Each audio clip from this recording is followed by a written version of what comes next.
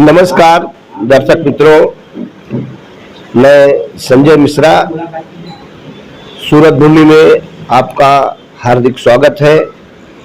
आज मैं एक पुंडरीक महाराज से अचानक मुलाकात किया हूं और समाज में जो भी कुरीतियां फैली हैं उसके बारे में मैं कुछ आध्यात्मिक जानकारी लेना भी चाहता हूं और अपने श्रोताओं तक पहुंचाना चाहता हूं। इसके लिए आओ मैं आपको लेकर चलता हूं, पुंडरीक महाराज से मुलाकात कराता हूं और एक एक प्रश्न का बारी बारी से जानकारी प्राप्त करता हूं और आपको भी सुनाता हूं। जय सीताराम। सभी सनातन धर्मावलंबी इस राष्ट्र में रहने वाले हमारे सभी भाई बंधु, आप लोगों को बहुत बहुत शुभ साधुवाद और इस चैनल को भी बहुत बहुत शुभकामना। महाराज जी, मैं ये जानना चाहता हूँ कि जो भीम आर्मी रावण है वो ऐसा बोलते हैं कि इस देश के जो दलित हैं वो हिंदू नहीं है, तो इसका क्या उपाय है कि लोगों को ये मालूम हो कि जाति विशेष से धर्म बंधा नहीं है, धर्म जो है एक है और एक धर्म में सब लोग बंधे हुए हैं। इसकी जानकारी लोगों तक आप दीजिए कि लोगों को ये विश्वास हो कि हाँ, दलित, सिख, ईसाई कोई भी हो, पहले सब लोग किस धर्म में थे और किस धर्म से लोग पैदा हुए, जरा इसकी जानकारी आप देखिए। आपने बहुत ही सुंदर प्रश्न किया है, जो समाज में चारों तरफ उच्छृंखलता का एक कारण बनता हुआ दिख रहा है। चंद्रशेखर जी के द्वारा बार बार यह बात बताई जा रही है कि दलित समाज जो है वो हिंदू नहीं है। यह एक प्रकार का समाज को बांटने का कार्य किया जा रहा है। सच्चाई तो यह है कि सनातन धर्म के सभी हिस्से हैं। एक पेड़ को कि ये सब डाल हैं, पात हैं, और इसको अलग अलग करके जो कर रहे हैं वो अपने निजी स्वार्थ की वजह से कर रहे हैं, समाज को तोड़ रहे हैं। सत्य तो यह है कि सभी कोई सनातन धर्मावलंबी हैं। यहाँ पे न कोई हिंदू है, न कोई मुसलमान है, न कोई सिख है, न कोई क्रिश्चियन है। ये सब पथ हो सकते हैं, मजहब हो सकते हैं, धर्म नहीं है। कुछ बौद्ध कहते हैं, ये सब पथ हो सकते हैं। धर्म तो एक ही है, सनातन, जो मानवता का धर्म है। दूसरी बात महाराज जी, भीम आर्मी चंद्रशेखर रावण यह भी बताते हैं कि भगवान राम, जिसको आज देश के अधिक से अधिक लोग अपना आदर्श मानते हैं, उनको वो भगवान मानते ही नहीं। यह कहाँ तक सत्य है? ऐसा है, मैं आपके चैनल के माध्यम से यह बताना चाहता हूं, भीम आर्मी चीफ चंद्रशेखर रावण जी सिर्फ राम को ही मानते हैं और किसी को नहीं मानते। चाहे वो जगजीवन राम को मानते हो, चाहे कांसी राम को मानते हो, चाहे डॉक्टर भीमराव अंबेडकर, राम जी अंबेडकर को मानते हो। ये तीनों नाम के आगे राम लगा हुआ है, ये मैंने नहीं लगाया है। ये इस नाम से यह प्रतिपादित होता है कि यह परंपरा वाले राम के कट्टर भरे आदर्शी थे और ये लोग भी अपने आप को राम के आदर्शों पे चलने के लिए तैयार रखते थे। आज इनको राम की प्रणाली से अलग करके इस समाज को तोड़ने का काम कर रहे हैं। सत्य तो यह है कि ये भी राम को ही मानते हैं। अब तीसरा प्रश्न महाराज जी हमारा ये है कि आज देश में जो आरक्षण है ये दुनिया को कहाँ लेके जा रहा है समझ में नहीं आ रहा है। इतना बुरा बीज है कि आरक्षण के पीछे हर लोग पड़े हुए हैं। क्यों?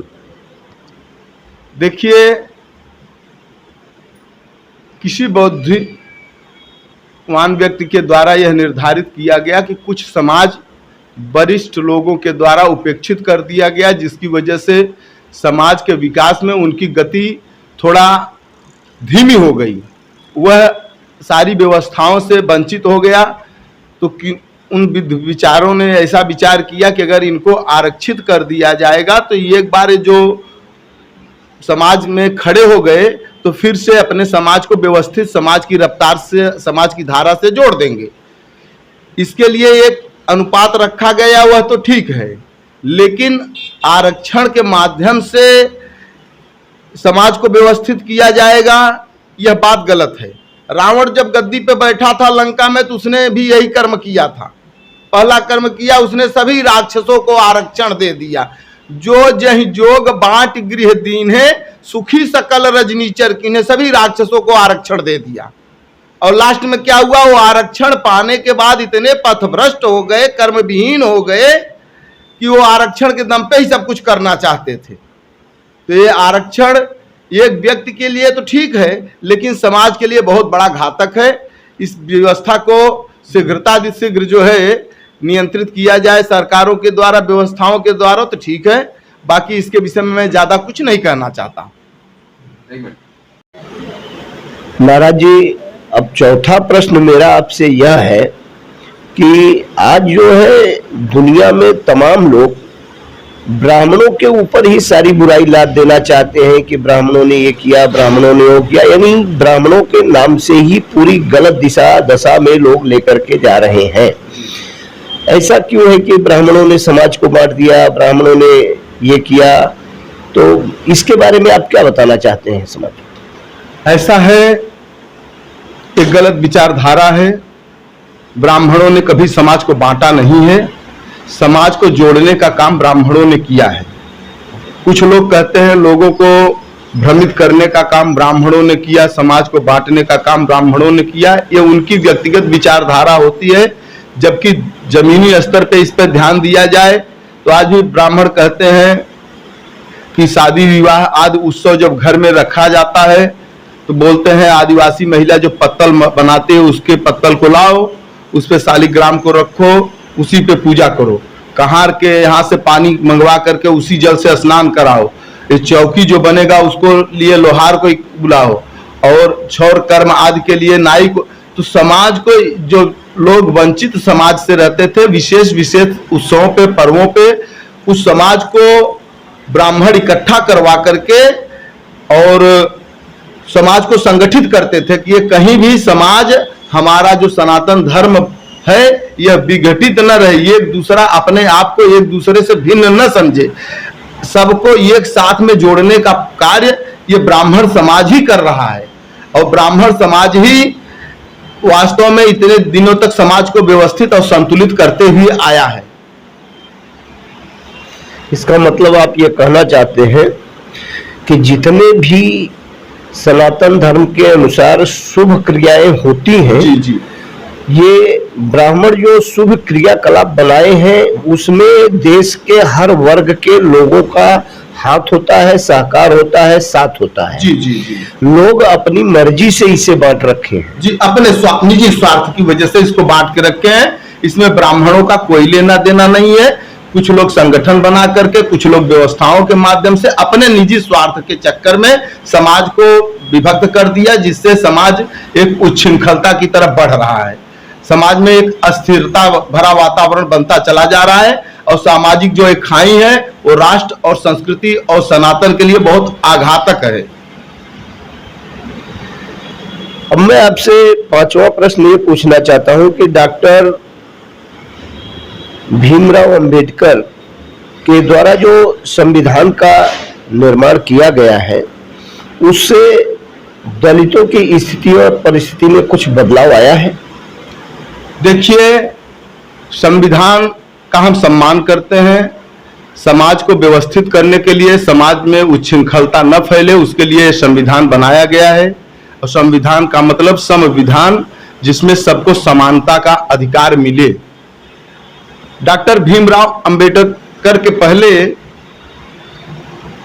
वाल्मीकि जी ने रामायण लिखा था, उसको सनातन धर्म के लोगों ने अपना संविधान मान लिया था। त्रेता युग से लेकर के द्वापर कलयुग अब तक उसी संविधान के माध्यम से समाज की सारी समस्याओं का निदान होता था। एक दूसरे के प्रति स्नेह रखता था, कहीं वैमनस्यता नहीं थी।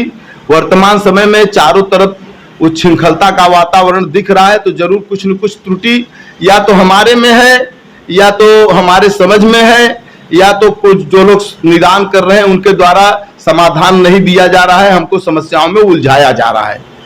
बाकी सत्य तो ये है, वो भी दलित समाज से ही थे, लेकिन उस संविधान का हम लोग आज भी सिरोधार्य रख करके सम्मान करते हैं। डॉक्टर भीमराव अंबेडकर का सम्मान तो करते हैं, लेकिन महर्षि वाल्मीकि का सम्मान अंतःकरण से करते हैं। यह कहने में हमको गर्व होता है। मैं एक सनातन धर्मावलंबी हूं और मैं सनातन में रहने वाले सभी श्रद्धालु भक्तों को, माताओं बहनों को, सभी सनातन धर्मावलंबियों को इस माध्यम से भी कहूंगा कि डॉक्टर भीमराव अंबेडकर का सम्मान करो, उनके संविधान का सम्मान करो, परंतु जो हमारी नींव है महर्षि वाल्मीकि जी, उनको मत भूलो। बहुत बहुत धन्यवाद महाराज जी। आज आपसे मिलकर के जो कुछ हमने पाया उसे अपने श्रोताओं को बताया। आपसे मिलकर के आज बड़ी खुशी हुई। बहुत बहुत धन्यवाद।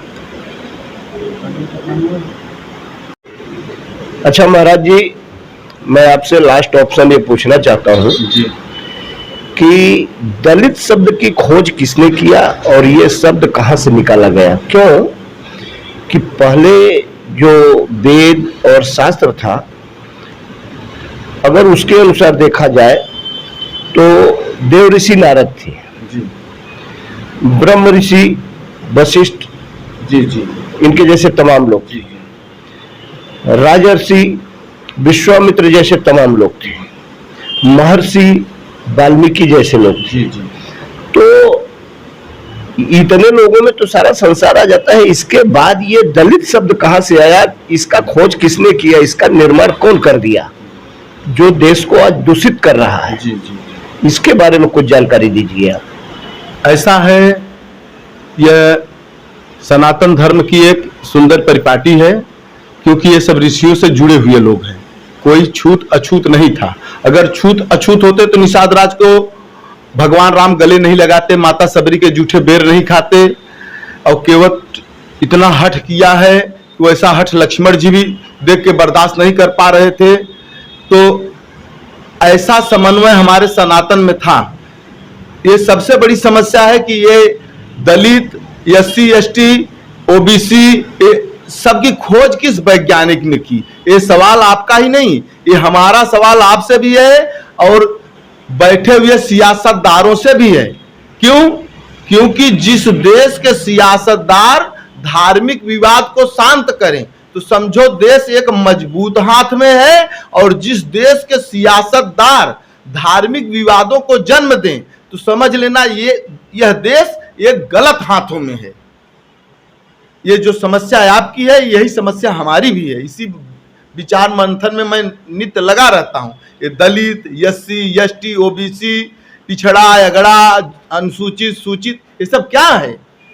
सत्य तो ये है, देवर्षि, ब्रह्मर्षि, राजऋषि, महर्षि सब ऋषि हैं, और इन्हीं के द्वारा समाज को संतुलित किया गया है। तो ये बीच वाली खोज कहाँ से आई है?